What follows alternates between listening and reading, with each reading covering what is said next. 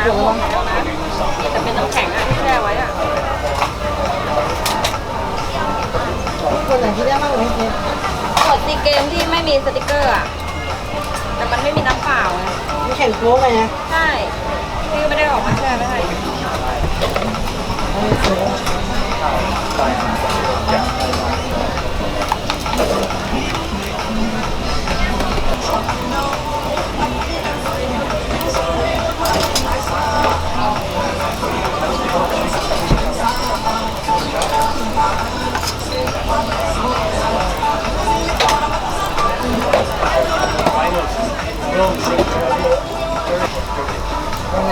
ลองเพลิน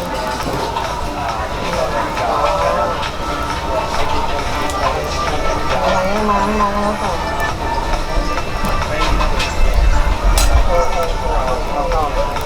ถึงร้านเนี่ย